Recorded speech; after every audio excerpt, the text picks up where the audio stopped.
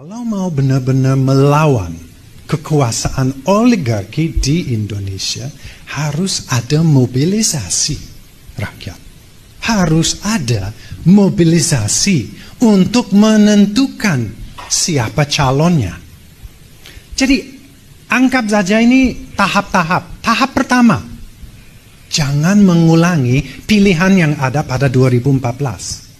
Di mana nggak ada pilihan. Rakyat yang katanya berdaulat pun akhirnya mereka tidak bisa melakukan pilihan sesuai dengan hati nuraninya karena sudah terindoktrinasi oleh pihak asing melalui orang-orang yang ditanam di...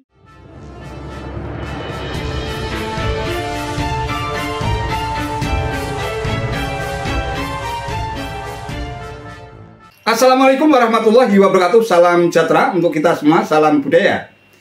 Sahabat-sahabat tercinta bangsa dan setanah air yang sangat saya hormati, sejak Indonesia merdeka, Amerika Serikat tampaknya telah mengirimkan tim intelijennya, dulu namanya OSS sebelum lahir CIA. Tujuannya adalah untuk menghindarkan Indonesia jatuh ke tangan komunis. Lantas CIA berusaha menyingkirkan Soekarno dengan berbagai macam cara, bahkan melakukan pembunuhan. CIA mendukung lawan politik PKI dalam pemilihan umum dan menyokong pemberontakan PRRI Permesta.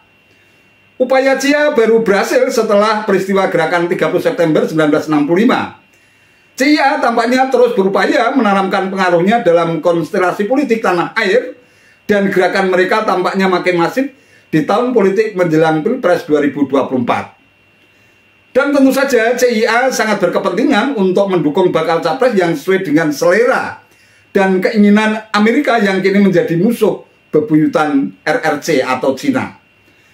Mungkin sangat tidak berlebihan kalau dikabarkan bahwa CIA siap menggelontorkan sejumlah cuan yang begitu besar untuk bisa memenangkan bakal capres yang bakal menjadi antek negaranya itu. Bukan menjadi rahasia lagi kalau CIA, lembaga intelijen Amerika, sering menggulingkan sebuah pemerintahan yang sah. Ada 5 hal yang mereka lakukan dan sampai sekarang mereka masih tetap melakukannya. Yang pertama yang dilakukan adalah, dan ini adalah paling sering, yaitu membiayai oposisi. Cara ini adalah cara yang paling aman dan metode paling murah dari CIA. Bisa hanya memodali memberi uang kelompok oposisi atau memodali mereka yang akan melakukan kudeta. Iran di tahun 53, Vietnam di tahun 63, Brazil, Guatemala, salah satu operasi intelijen dengan model ini yang dilakukan oleh Amerika. Cara nomor 2 yang paling sering dilakukan adalah dengan assassination atau pembunuhan. Membunuh pemimpin lalu menggantikan dengan pemimpin yang pro-Amerika. Misalnya Patrice Lumumba di Kongo dan banyak lagi pemimpin-pemimpin berbagai negara yang tidak jelas kematiannya tapi didesain oleh Amerika agar digantikan dengan pemimpin yang pro-Amerika. Lalu cara ketiga yang paling sering dilakukan oleh CIA adalah melumpuhkan ekonomi atau dalam bahasa akademinya adalah economic assassination. Perang tarik dengan Cina, embargo perdagangan, dengan cepat akan merubuhkan sebuah negara seperti Kuba sampai sekarang di embargo. Kemudian Chile di tahun 70-an ketika Allende yang melakukan nasionalisasi atas aset-aset Amerika membuat Presiden Nixon memerintahkan CIA dengan kalimat make Chileans scream atau membuat bangsa Chile menjerit. Yang terakhir, Pinochet mengkudeta Allende. 2 hal itu dilakukan di sana. Tekanan secara ekonomi lalu mendukung kudeta oposisi. Lalu saat ini misalnya serangan mata uang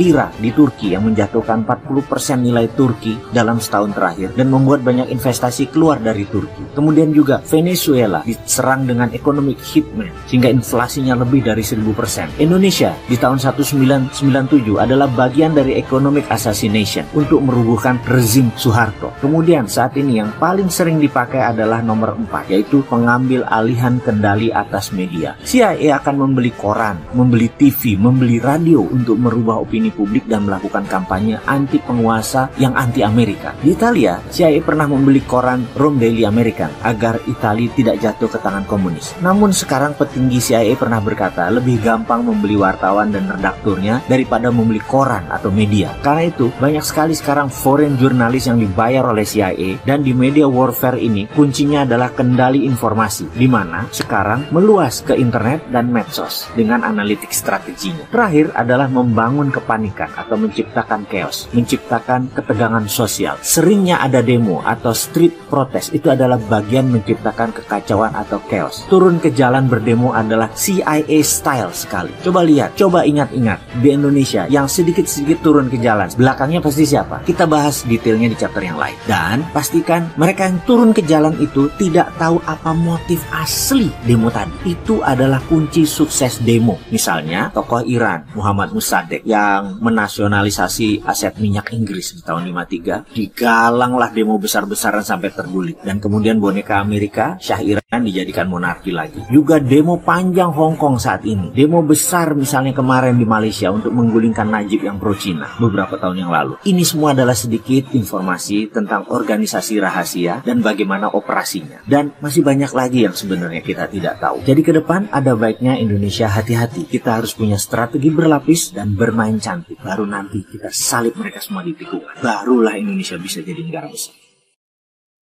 Seperti ini, saya akan confess. Waduh, jelek sekali situasi ini. Oligark begitu berkuasa, pilihannya begitu sempit. Saya tidak mau berhenti dengan kesan negatif atau defeated, kalah, menyerah. No, actually, pesan terakhir saya adalah, kalau mau benar-benar melawan kekuasaan oligarki di Indonesia, harus ada mobilisasi rakyat. Harus ada mobilisasi untuk menentukan siapa calonnya. Jadi, anggap saja ini tahap-tahap. Tahap pertama, jangan mengulangi pilihan yang ada pada 2014. Di mana nggak ada pilihan, actually. Minimal harus ada choice yang non-oligarkis, yang pro rakyat biasa, benar-benar pro rakyat biasa. How to do it? Jangan tunggu. Ini tidak akan jatuh dari langit. Sorry, seringkali orang Indonesia fatalis sekali. Menunggu Ratu Adil yang akan datang, semua akan beres. Maaf, itu sikap yang malas sekali.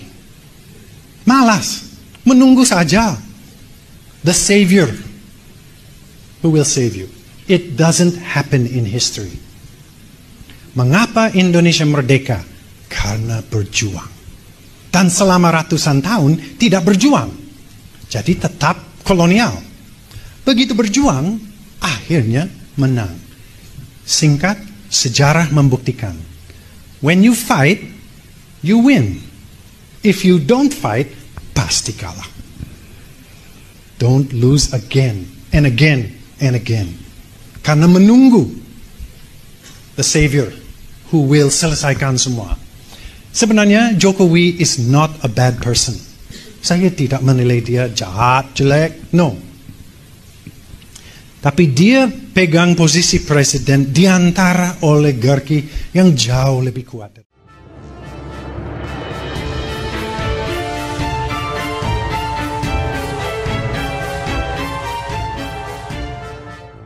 Sahabat-sahabat cerita sebangsa dan setanah air yang sangat saya hormati, apapun dalih dan alasannya, pengerahan operasi politik ala Jia ini tentu saja sangat berbahaya buat bangsa Indonesia.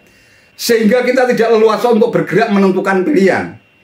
Artinya kalau ada keterlibatan intervensi negara asing dalam kontestasi Pilpres 2024, kita benar-benar tidak mampu mewujudkan kedaulatan rakyat yang selama ini kita dengung-dengungkan itu. Dalam geopolitik global seperti saat ini memang sangat sulit untuk dideteksi pihak mana saja yang melakukan intervensi ke dalam urusan kedaulatan bangsa kita, termasuk diantaranya adalah persoalan demokrasi.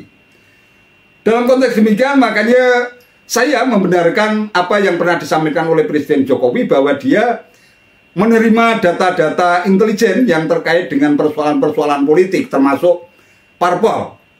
Oleh karena itu, dalam upaya untuk menciptakan suasana politik yang kondusif, terutama menjelang kontestasi Pilpres 2024, intelijen negara perlu bergerak secara masif untuk melakukan informasi atau untuk melacak informasi, kemudian menganalisis dan melakukan deteksi dini agar upaya intervensi dari mata-mata negara asing ini bisa diminimalisirkan.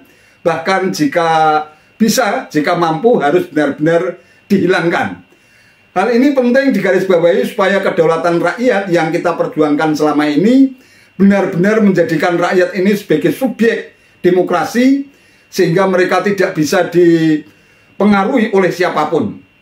Jika gerakan politik Amerika Serikat melalui agen CIA-nya itu terus dibiarkan, negara terkesan seolah-olah tidak tahu dan terus melakukan pembiaran, bersikap permisif, tentu saja hal itu akan berdampak buruk terhadap independensi negara kita. Oleh karena itu sekali lagi kita minta agar Badan Intelijen Negara ini perlu bersikap hati-hati dan waspada terhadap agen-agen politik CIA yang tampaknya mulai bergentayangan di negeri ini dalam rangka untuk memenangkan bakal capres yang diusungnya. Mengapa hal ini sangat berbahaya? Karena dampaknya tentu terhadap masa depan bangsa kita. Kita tidak tahu apa yang bakal terjadi seandainya kalau ada kepala negara yang memimpin negeri ini justru karena ada intervensi dari CIA. Tentu saja kepala negara yang terpilih melalui campur tangan CIA semacam itu benar-benar tidak bisa bersikap independen, bahkan bisa jadi kepala negara yang bersangkutan, semua kebijakan yang dibuat akan selalu berkiblat pada selera dan keinginan Amerika Serikat. Hal ini tentu saja harus kita cegah sedini mungkin, sehingga jangan sampai bakal capres yang memenangkan kontestasi Pilpres 2024 siapapun mereka berada di bawah bayang-bayang kekuatan asing yang justru akan sangat mencederai kedaulatan negara kita sebagai bangsa yang merdeka dan berdaulat. Kalau semua intelijen asing ini terus dibiarkan bergerak berkentayangan menjelang kontestasi Pilpres 2024, kita tidak bisa membayangkan bagaimana panasnya suasana yang terjadi menjelang pemilihan umum yang nanti insya Allah akan digelar pada tanggal 14 Februari tahun 2024. Hal ini tentu saja kita tetap berupaya untuk menjaga marwah kedaulatan bangsa kita agar jangan sampai diintervensi oleh mata-mata negara asing, sehingga akan berdampak buruk terhadap masa depan demokrasi.